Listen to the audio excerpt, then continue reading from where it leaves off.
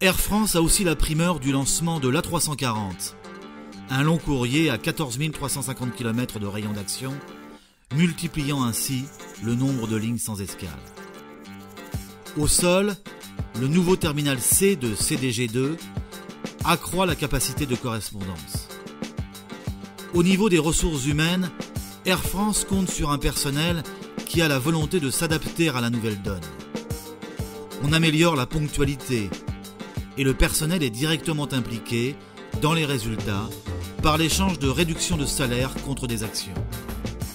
Tous les efforts convergent vers une croissance rentable.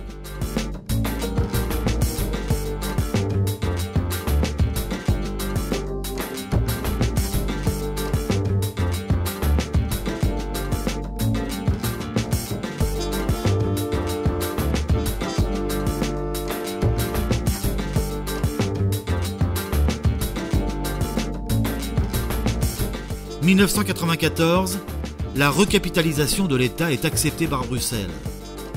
Suit la création d'une holding, l'ensemble Air France, UTA et Air Inter, scelle désormais le groupe Air France.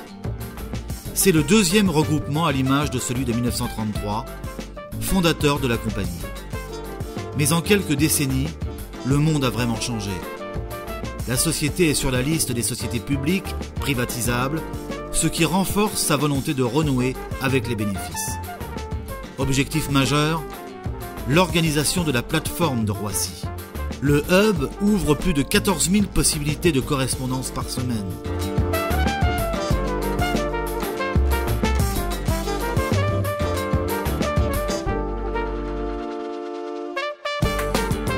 Pour être plus proche du terrain, le siège de la société est déplacé à Roissy.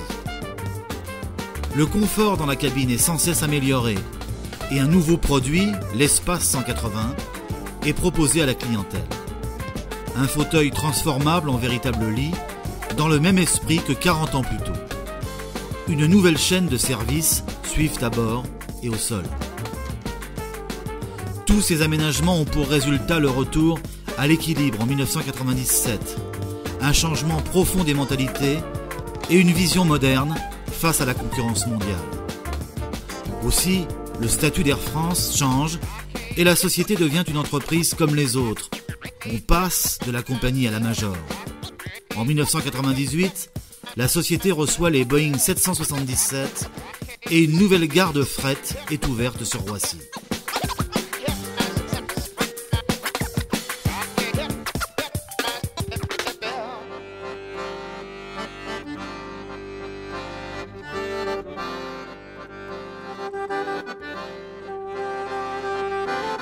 En 2000, le client est placé au centre d'une stratégie d'alliance au sein de SkyTeam et un engagement pour un service de qualité en découle.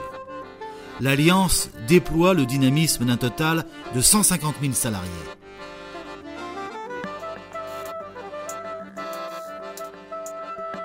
SkyTeam forme l'un des plus grands réseaux du monde et les hubs correspondent à des zones stratégiques en Asie, États-Unis, Amérique latine et Europe. Le hub de Roissy et celui de Séoul sont parmi les rares aéroports qui offrent des possibilités de développement futur.